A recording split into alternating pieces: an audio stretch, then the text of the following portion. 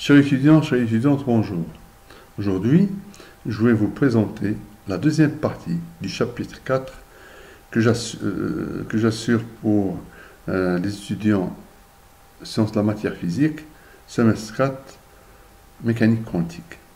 Alors, je rappelle que dans la première partie, j'avais donné l'équation de Schrödinger indépendante du temps pour une particule soumise à un potentiel V de x. D'accord. Parmi les potentiels qu'on étudie, c'est les potentiels carrés. D'accord. Donc, on va étudier ici trois types de potentiels. Le premier type, c'est la marche du potentiel. Après ça, on va étudier plus de potentiel infini. Et on va terminer cette étude par la marche de potentiel, par la barrière de potentiel. D'accord. Alors on avait dit pour faire ceci, on devait passer par 6 étapes. La première étape, c'est d'identifier, d'accord, des régions de l'espace pour lesquelles le potentiel est constant. Donc là, par exemple, pour cette marche de potentiel, on a deux régions, d'accord, région 1 et région 2, d'accord. Et la deuxième étape, c'était de chercher les fonctions d'onde, solution de l'équation Schrödinger dans chaque région, d'accord. La troisième étape, c'était d'identifier les solutions physiques et les solutions non physiques, d'accord, et éliminer les solutions non physiques. La quatrième étape, c'était d'écrire les conditions de raccordement, notamment la continuité de la fonction d'onde et sa dérivée au point de discontinuité du potentiel lorsqu'il s'agit d'un potentiel infini, et la continuité de la fonction d'onde lorsqu'il s'agit d'un potentiel infini. Et la quatrième étape, c'était de déterminer les constantes pour que la fonction soit normalisée. Et la dernière étape, c'est de calculer les coefficients de réflexion et de transmission. D'accord. Donc pour cet exemple-là, pour la marche de potentiel, on va dire qu'une particule incidente à une dimension d'énergie E est soumise à une marche de potentiel lorsque le potentiel est à cette forme-là. Lorsque le potentiel est nul dans une région d'espace, il est différent de 0 dans l'autre région d'espace. C'est-à-dire que là, l'espace est divisé en deux régions. Donc, c'est-à-dire que la particule est libre à se déplacer de moins l'infini à 0, et elle sera freinée de 0 à plus infini. L'équation de Schrödinger indépendante du temps, comment elle va s'écrire? C'est phi seconde de x plus 2m sur h par carré fois e moins v qui est égal fois phi de 0 est égal à 0. Phi de x est égal à 0. C'est-à-dire, je vais avoir deux régions. Dans la région 1, le potentiel est nul. D'accord? V de x est égal à 0. C'est-à-dire que cette équation, elle devient phi seconde de x plus 2m sur h par carré fois e phi de x qui est égal à 0. Dans la région 2, mon potentiel, quand vous voyez, il vaut V0. Donc dans cette région-là, le potentiel vaut V0. Donc je vais avoir l'équation Schrödinger indépendante du temps, c'est écrit phi seconde de x plus 2m sur h par carré, e moins V0 fois phi de x qui est égal à 0. D'accord. Alors, on va utiliser deux cas. Le cas où l'énergie de la particule est supérieure à V0. D'accord. Et le cas où l'énergie de la particule sera inférieure à V0. D'accord. Dans son premier cas, que je vais avoir dans la région 1, la particule est libre. D'accord. Je vais avoir E est égal à EC. Pourquoi? Parce que V est égal à 0. Donc l'équation Schrödinger indépendante du temps va s'écrire phi seconde de x plus K1 au carré phi de x qui est égal à 0. Et je vais avoir, avec K1, donc avec K1 est égal à 2mE sur h par carré. C'est-à-dire que je vais avoir ici P est égal à h par K. D'accord. K1 est le nombre d'ondes dans la région 1. La solution va être de la forme, puisque ça c'est positif, K au carré c'est positif, donc la solution va être fonction exponentielle IKX plus B exponentielle moins IKX. D'accord. Donc là, et dans la région 2, je vais avoir B est égal à V0. L'équation Schrödinger indépendante du temps, ça va être phi seconde de x plus K2 au carré phi de x, d'accord, avec K2 cette fois-ci, va être plus petit que ce K1, d'accord. K2, parce que la particule, elle est décélérée. Donc je vais avoir 2m E moins V0 sur h par carré, c'est-à-dire P2 au carré sur h par carré. D'accord. K2 est le nombre d'ondes dans la région 2. Et la solution va être de la forme, donc, puisque ici K2 est positif, donc je vais avoir K2 est positif, je vais avoir ici, la solution va être de la forme C exponentielle I K2x plus D exponentielle I moins I K2x. Ça, c'est la deuxième étape. Donc, on a identifié les fonctions de notre solution. Troisième étape, on avait dit qu'il va falloir garder les solutions physiquement acceptables et éliminer les solutions non physiquement acceptables. D'accord? C'est-à-dire dans la région 1. Dans la région 1, la solution comporte deux termes. Une onde incidente, elle va de moins l'infini à plus l'infini, une onde qui revient de 0 à moins l'infini. D'accord? C'est-à-dire pour x, le sens négatif. Ça, pour moi, ça va être l'onde incidente, et cette onde-là, elle va être l'onde réfléchie. D'accord? Dans la région 2, que je vais avoir? Je vais voir, elle comporte aussi deux termes. Donc, le terme C exponentielle IK de x, onde transmise après la traversée de la marche du potentiel. D'accord? Donc là, ça va passer puisque l'énergie est supérieure. D'accord?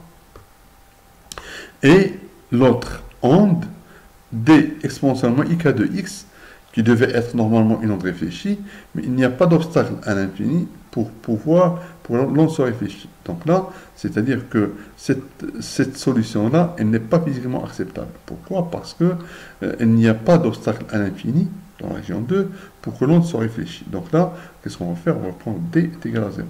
Donc ça, pour expliquer ceci dans cette figure-là, d'accord? Alors je vais avoir une onde incidente, donc cette onde incidente, elle va rencontrer un obstacle, elle va revenir de 0 à moins l'infini, donc ça va être la solution B exponentielle IK1x. Ici que je vais avoir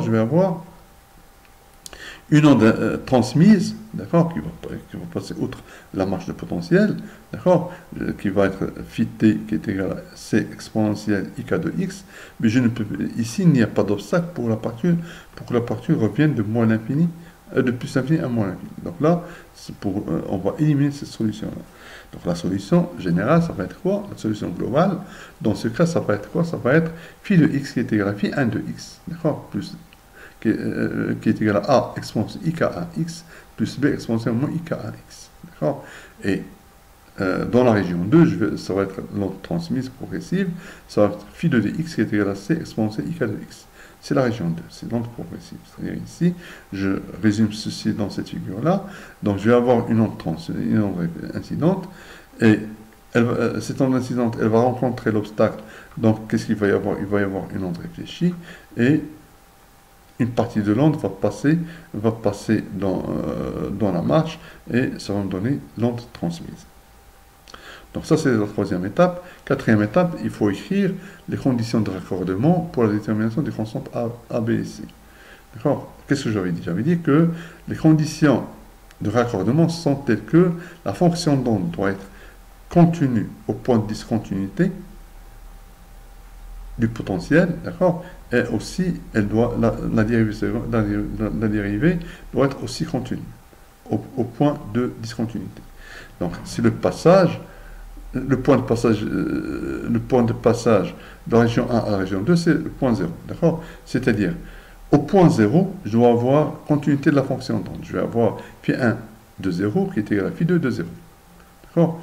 Et aussi, continuité de la dérivée première, d'accord? Phi 1 de 0 est égal à phi' 2 de 0. D'accord?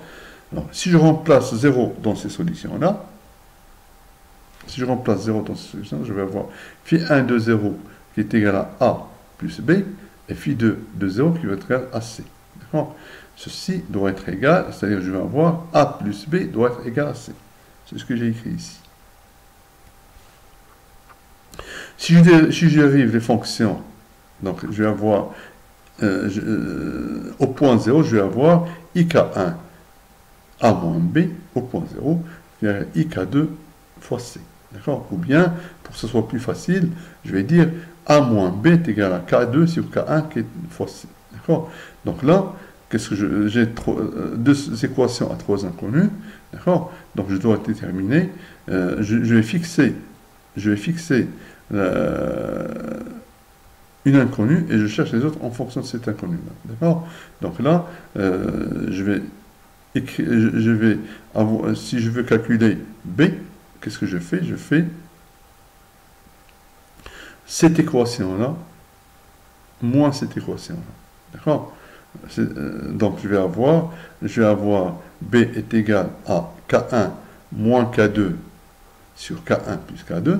D'accord? Et si je veux calculer C, d'accord, je vais faire cette équation-là plus cette équation-là. D'accord? Ça va me donner C est égal à 2K1 plus sur K1 plus K2. D'accord?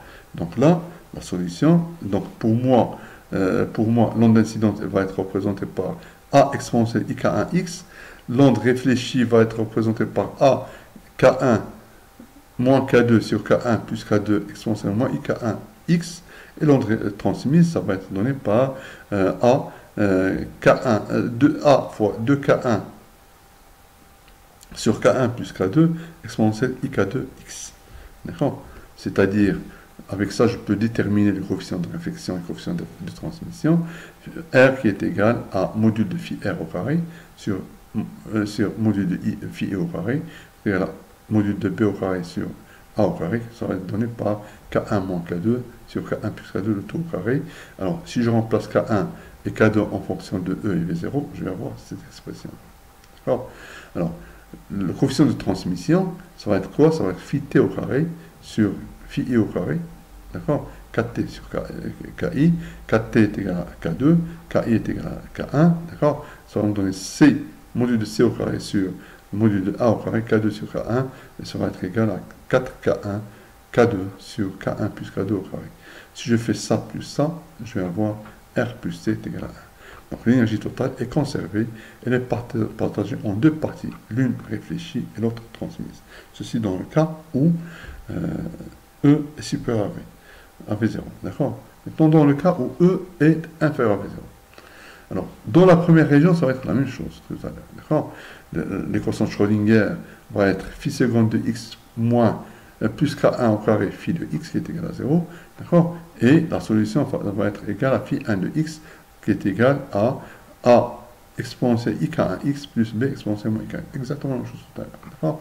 Et dans la région 2, je vais avoir V est égal à V0. D'accord? L'équation de Schrödinger indépendante du temps, ça va être différent. C'est phi seconde de x moins q au carré fois phi de x qui est égal à 0 avec q au carré est égal à 2m V0 moins E sur h par carré, ou bien c'est égal à moins 2m E moins V0 sur h par carré.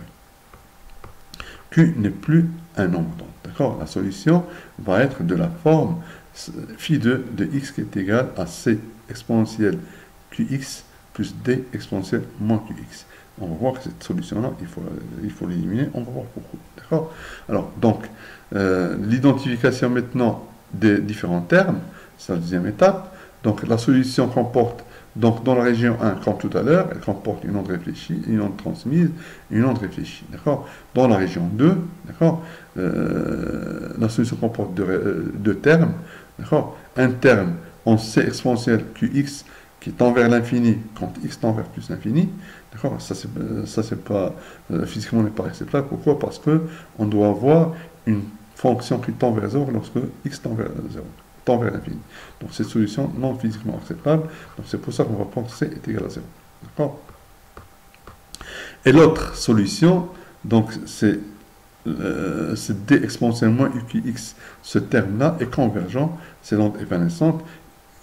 Quand x tend vers 0 carrément, cette solution est physiquement acceptable, d'accord? C'est-à-dire que je vais avoir la particule va pénétrer de façon moins exponentielle dans la barrière, d'accord? Donc c'est ce qu'on va appeler par la suite onde évanescente, d'accord? Donc si je vais d exponentiellement qx et l'onde évanescente qui tend vers 0 lorsque x tend vers l'infini. D'accord? Donc la solution globale va s'écrire dans ce cas phi de x qui est égal à phi 1 de x qui est égal à a exponentielle ik1x plus b exponentielle moins ik1x. Et phi de x va être égal à c fois moins qx. D'accord? Ça c'est la région où l'onde est stationnaire et ici c'est la région 2 où l'onde est évanescente. L'onde va pénétrer de façon exponentielle moins dans la marche. D'accord? Alors, pour le calcul de T et R et T, dans le cas où E est inférieur à V, on reprend les expressions de R et T, d'accord, que j'avais trouvé ici. D'accord? L'expression de R et T. Alors, je vais avoir ici K1, d'accord? Au lieu d'avoir K2, qu'est-ce que je vais avoir? Je vais avoir IQ, d'accord? Et ici, je vais avoir K1 et plus IQ, d'accord? Si je prends le module au carré, d'accord? Ça va me donner quoi? Ça va me donner exactement 1. Ça va être un nombre complexe. Et ici, je vais avoir le nombre complexe conjugué. Donc, leur module il va être le même. Donc là, je vais avoir R est égal à 1. Si R est égal à 1, je vais avoir T est égal à 0. C'est ce que j'ai fait ici. D'accord? Donc, ici, je vais avoir une onde incidente, une onde réfléchie et une onde qui va s'évanouir, c'est pour ça qu'on va l'appeler évanescente, dans la marche, d'accord, de potentiel. Alors, point de vue conclusion pour cette partie-là, du point de vue classique, la particule d'énergie E doit être réfléchie entièrement, d'accord, et repartir dans le sens contraire avec une vitesse identique. La particule ne possède pas assez d'énergie pour franchir la marche de potentiel. La probabilité de trouver la particule dans la région 2 est nulle. Alors, du point de vue quantique, la probabilité de trouver la particule dans la région 2 est non nulle. D'accord? C'est une onde évanescente. L'onde va décroître exponentiellement dans la marche de potentiel. D'accord? Donc maintenant, on va passer à l'autre exemple de potentiel carré. On va étudier le puits de potentiel infini. D'accord? Alors, le puits de potentiel infini est défini par quoi? C'est une particule d'énergie E soumise à un potentiel infini de largeur A. C'est-à-dire que la particule ici, elle est libre à se déplacer dans cette région d'espace et ne peut pas franchir cette région. C'est-à-dire que ici, je vais avoir un potentiel infini à l'extérieur du segment 0. D'accord? Donc, le potentiel, il a cette forme, V de x est égal à 0, pour x est inférieur pour x compris entre 0 et A, et il va être infini partout ailleurs. D'accord? Qu'est-ce que ça veut dire ça? Dans la région 1 et 2, la particule ne peut pas se trouver dans cette région. D'accord? Qu'est-ce que ça veut dire? Ça veut dire exactement que la probabilité de trouver la particule à l'extérieur du puits va être égale à quoi? Elle va être égale à 0. Si la probabilité de la particule vaut 0, c'est-à-dire que la fonction d'onde qui va la représenter va être égale à quoi? Elle va être égale à 0. D'accord? Donc, c'est ça ce que je vais expliquer ici. Le potentiel étant infini dans ces régions-là, la particule ne peut pas franchir la barrière infinie, la barrière infinie. Donc, la particule sera confinée dans le segment 0A et ne pourra pas en sortir. C'est-à-dire ici, je répète, puisque la particule va être libre à se déplacer dans la région 0A, elle ne peut pas se trouver à l'extérieur de cette région-là. D'accord? Donc, autrement dit, la probabilité de trouver la particule à l'extérieur du puits sera nulle, et par la suite, la fonction d'onde qui va représenter cette particule dans la région 1 et 3 sera nulle. C'est ce que j'avais dit. C'est-à-dire tout simplement, c'est-à-dire que phi 1 de x est égal à phi 3 de x est égal à 0. Si x n'appartient pas à 0. D'accord? Dans la région 2, la particule est libre à se déplacer dans la région 2. C'est-à-dire que le potentiel est égal à 0. D'accord? Donc l'équation de Schrödinger indépendante du temps, comment on va écrire? Ça va être phi seconde de x plus k2 au carré phi 2 de x qui est égal à 0. Avec k2 est égal 2e sur h par carré. Et la solution de cette équation, ça va être phi de x qui est égal à c exponentielle ikx plus d exponentielle moins ikx. Ou bien tout simplement, ça va être égal à a sinus kx plus phi de x, plus phi. D'accord? Phi étant une phase. D'accord? Donc, donc, on passe à la quatrième étape. Qu'est-ce qu'il faut faire? Il faut chercher, d'accord, les constantes A, B, AD ou CD ou AFI, d'accord, correspondent aux constantes d'intégration. Donc, par analogie avec l'optique, le terme C exponentielle IKX correspond à l'onde incidente, Et le terme C exponentiellement IKX, toujours, il correspond à notre réfléchi. La solution globale, elle est égale aussi à quoi? Phi de x est égal à phi, ça va être une fonction sinusoïdale, phi 1 de x qui est égal à 0, phi 3 de x qui est égal à 0, lorsque x est inférieur à 0 ou x est supérieur à 1. D'accord? Et à l'intérieur du segment AB, je vais avoir, un segment 0A, je vais avoir phi 2 de x qui est égal à A sinus kx plus phi lorsque x est compris entre 0 et 1. Avec k, k2, k au carré est égal à 2e sur h par carré. Cela veut dire que la particule ne peut pas se trouver dans les régions 1 et 3, et la particule est confinée ou piégée dans la région 2. D'accord? Alors, résultats expérimentaux, la particule oscille dans le puits, son énergie est quantifiée, l'étude quantique est nécessaire. D'accord? Alors, conditions de raccordement. Donc, les conditions de raccordement, c'est quoi? C'est que je dois avoir continuité de phi de x au point x est égal à 0 et au point x est égal à 1. Alors, c'est-à-dire que je dois avoir phi 2 de 0 doit être égal à phi 1 de 0. Phi 1 de 0 est égal à quoi? Elle est égale à 0. D'accord? Phi 2 de 0, x est égal à 0, ça va nous donner a sinus phi qui est égal à 0, donc ça implique tout simplement que phi est égal à 0. D'accord? L'autre condition, l'autre point de discontinuité, c'est quoi? C'est le point A. D'accord? Je dois avoir phi 2 de A, d'accord? Qui doit être égal à phi 3 de A. C'est-à-dire qui est égal à 0. D'accord? Phi 3 de A qui est égal à 0. Parce que phi 3 est égal à 0, donc phi 3 de A est égal à 0. Alors, si je remplace x par A dans phi 2 de x, je vais avoir A sinus Ka plus phi, j'ai dit que phi est égal à 0, va être égal à 0. D'accord? Alors, c'est-à-dire que je vais avoir A sinus Ka, A sinus Kn, sinus Kn A doit être égal, quand est-ce que je vais avoir sinus est égal à 0, c'est-à-dire lorsque l'angle vaut npi, donc je vais avoir sinus nka qui est égal à sinus npi, c'est-à-dire que je vais avoir kn, ça va être égal à n pi sur a. D'accord? C'est-à-dire que je vais avoir kn au carré est égal à n au carré pi au carré sur a au carré. D'accord? Et kn au carré c'est égal à quoi? C'est égal à quoi? C'est égal à 2n, 2e sur h par carré. C'est-à-dire que mon énergie va être égale à quoi? En est égal à n carré, pi carré, h par carré sur 2m a au carré. C'est très important ça. D'accord? Et avec n, il appartient à une étoile. Attention, n doit appartenir à une étoile. Pourquoi? Parce que si n était égal à 0, d'accord, je vais avoir kn est égal à 0, et si kn est égal à 0, la fonction va être égale à 0, donc je n'ai pas de particule. Moi, je suis sûr que j'ai une particule dans le segment 0a, donc je dois avoir n différents 0. Donc l'état fondamental ça va être quoi? Ça va être E1 qui est égal à pi au carré h par carré sur 2m a au carré.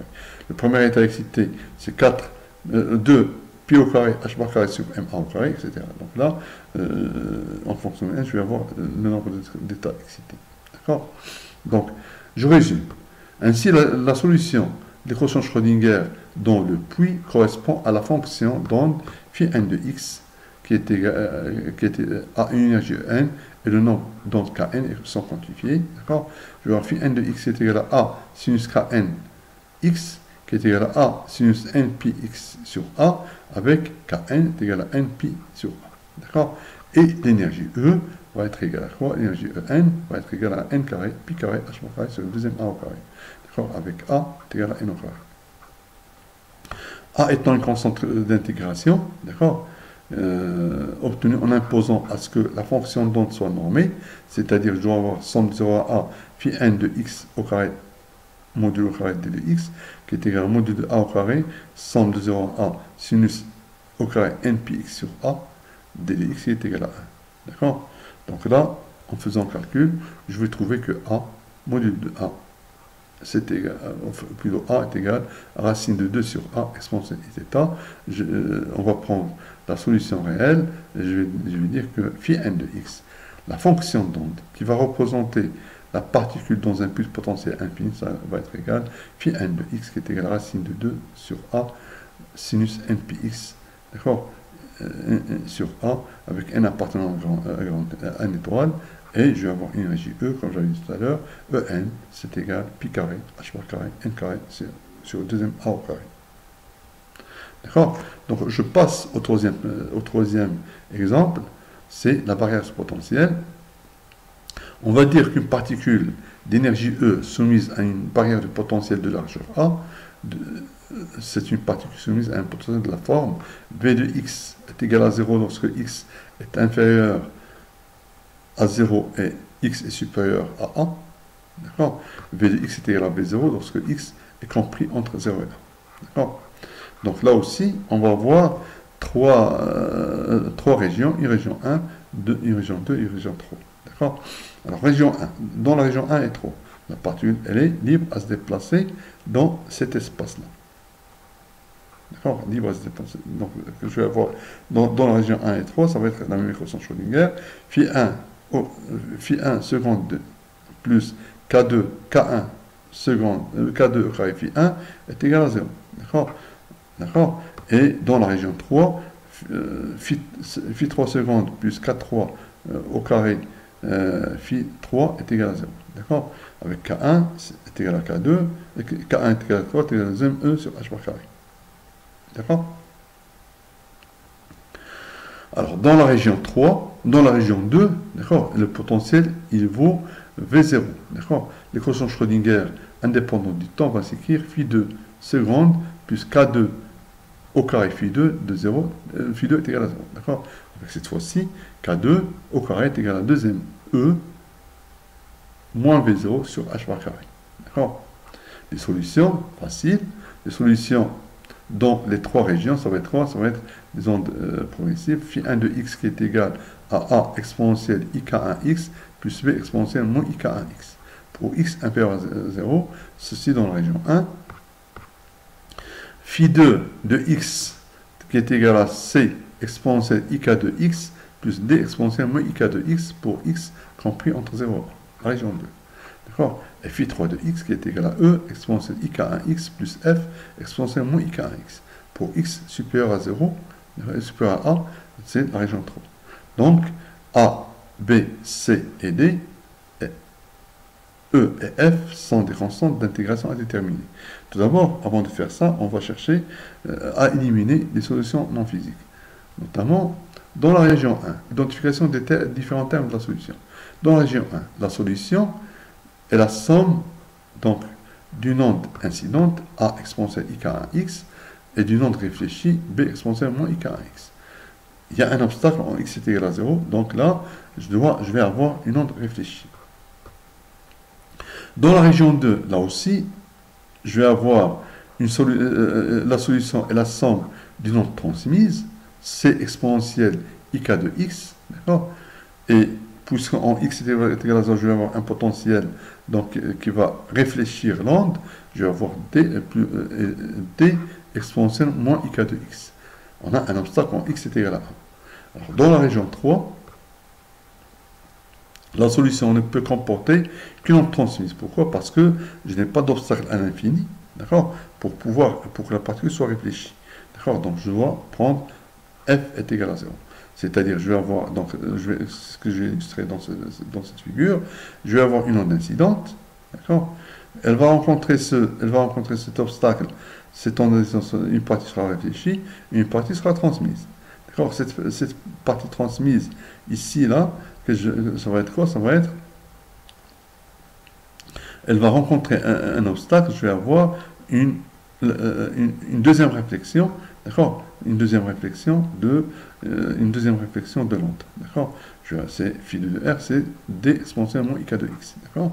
Et dans la région 3, je n'ai pas d'obstacle à l'infini, donc je n'aurai pas d'onde transmise, mais je vais avoir une onde je ne vais pas avoir d'onde réfléchie, mais je vais avoir une onde transmise.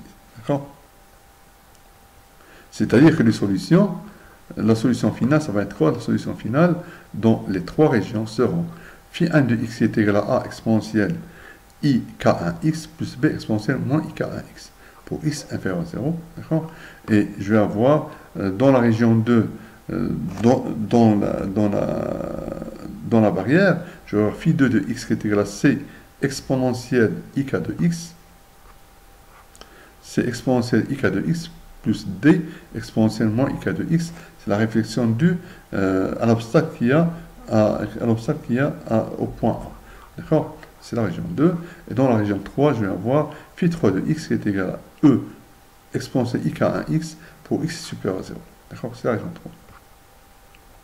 Donc, tout ça, on va écrire rapidement les conditions de raccordement au point de discontinuité du potentiel, au point x est égal à 0. Je vais avoir le premier point de discontinuité, c'est le point x est égal à 0. Donc, je vais avoir phi 0 de x, phi 1 0 qui est égal à phi 2 0. D'accord? Et phi prime 0, phi prime 1 de 0 qui est égal à phi prime 2 de 0. C'est-à-dire ici, je vais avoir A plus B qui est égal à C plus D. Si je dérive ça et ça, ça va me donner au point 0 IK1 A moins B qui est égal à IK2 C moins D. Ou bien tout simplement A moins B qui est égal à K2 sur K1 C moins D. Ça va aider pour le calcul des constantes C et D. D'accord?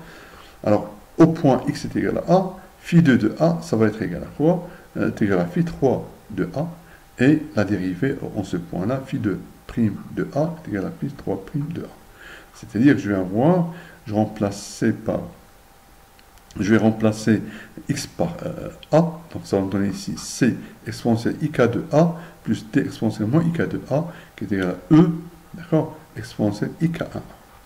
Et C exponentielle IK de A moins D exponentiellement IK de A qui est égal à K1 sur K2, K1 sur K2, E fois exponentielle IK1A, IK1A.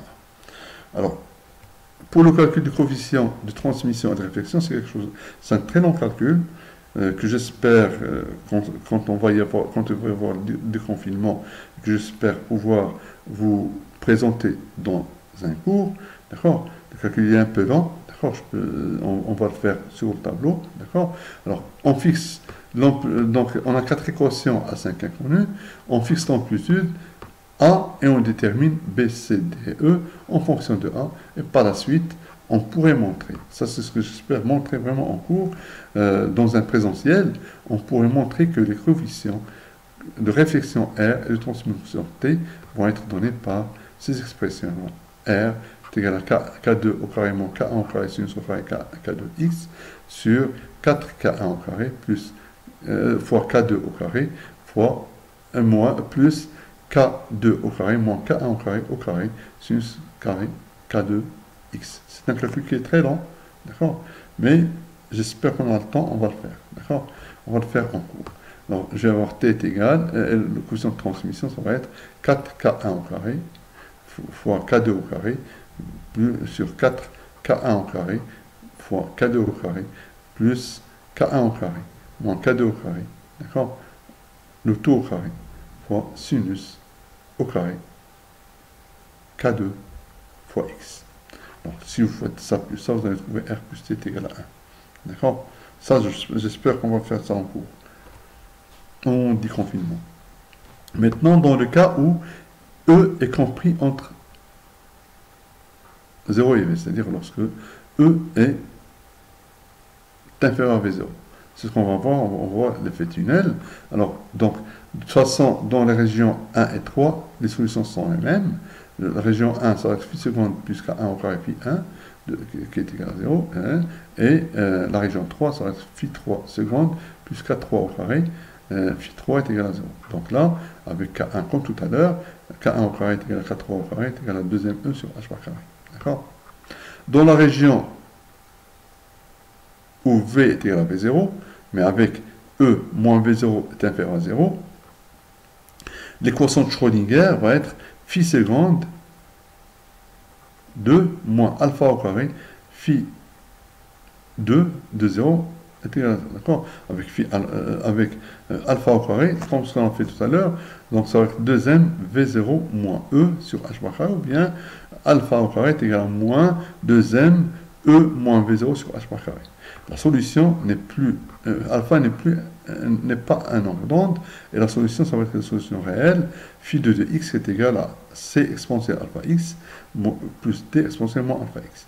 Donc ça, pour moi, c'est quelque chose qu'il faut éliminer. Pourquoi? Parce que la solution doit être à support compact. Les solutions, donc, dans les trois régions sont données par phi 1 de x qui est égal à a exponentielle ik 1x plus b exponentielle moins ik 1x pour x inférieur à 0. C'est la région 1. Dans la région 2, je vais avoir phi de x est égal à c exponentielle alpha x plus d exponentielle moins alpha x. D'accord? Donc, je vais avoir, ça va être dans la région 2, et dans la région 3, je vais avoir, e exponentielle ik1x plus f exponentiellement ik1x pour x supérieur à 0. Alors, je m'excuse ici, de toute façon, c'est fini. Pourquoi? Parce que ça va s'arrêter en x égal. Donc, dans la région 1, la solution est la somme d'une onde incidente exponentielle a exponentielle ik1x plus une onde réfléchie exponentielle moins ik1x. Obstacle en x est égal à 0. D'accord. Phi de dx dans la région 2, la convergence de la solution réelle est dans la région 2. D'accord. Et dans la région 3, la solution ne peut comporter qu'une onde transmise car il n'y a pas d'obstacle à l'infini pour que la particule soit réfléchie. D'accord.